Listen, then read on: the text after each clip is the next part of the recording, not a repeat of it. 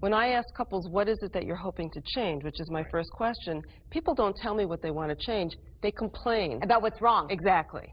You know, he's too critical, she's not affectionate enough.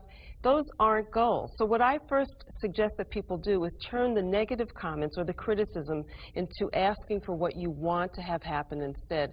So if a woman says that my husband's too critical, I'll say, when he stops being critical, what will he be doing instead? And she'll say, well, it'd be nice if he complimented me once in a while. Now you're beginning to get a goal. That's criteria number one. But I love what you said at one point in your book when you talked about so clearly, and I really did appreciate it, if you just stop doing the negative things for a while, it actually turns the marriage around.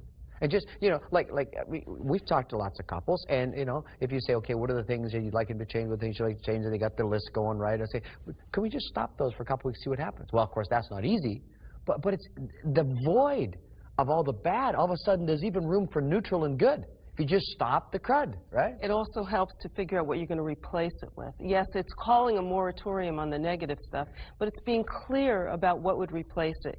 So the second step is really to think in action-oriented terms.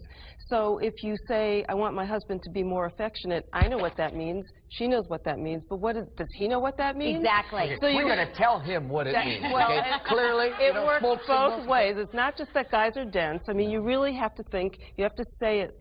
In order for you to be more affectionate, it'd be nice if you put your arm around me once in a while. But guys just want that specificity. Like you just said it. Could you just put your arm around me? Oh, I can do that. Right. Kiss me hello when in the morning. Yes. Kiss me goodbye when you say goodbye. Morning.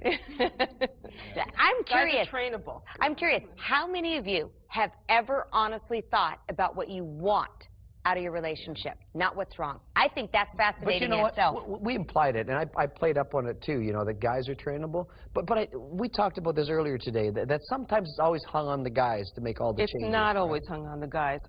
Everyone needs to be more action-oriented. You know, a husband needs to tell his wife, you know, I want you to be more respectful, and this is what I mean by it. You know, once in a while, say it's okay to invite the people in my company over for dinner so that I can really be sort of the king of the household. That would really make me feel great. And if you said something about me at the table, have it be a compliment. Exactly. Yes. And the third thing that's really, really important, people often bite off more than they can chew. So goals should be broken down into small, doable steps.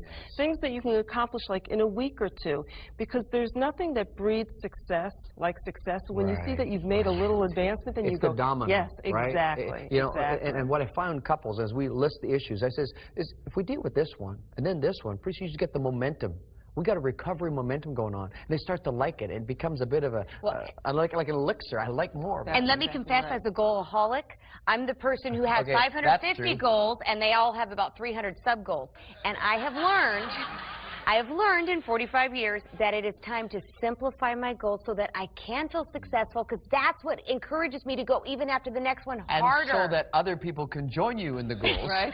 Well, like Mark. If you want me to simplify things for you in terms of relationship change, it really can be distilled down to two factors. You know, with diet books, you know, there are millions of diet books out there, but we all know what you need to do to lose weight, right? Less calories, more exercise. You got it. So with relationships, if you really want to improve them, do more of what works, do less of what doesn't. Just think about that. They'll say, well, we spend more time together, we talk more, we do more fun things, we do more family things.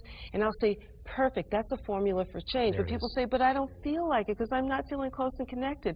Who said that you have to feel that way before you start doing those things? Thank you. Take an action, and it triggers positive feelings. Follow behavior. Okay. And now I want you to know something. I teased about hitting another part again in this segment, and you just did.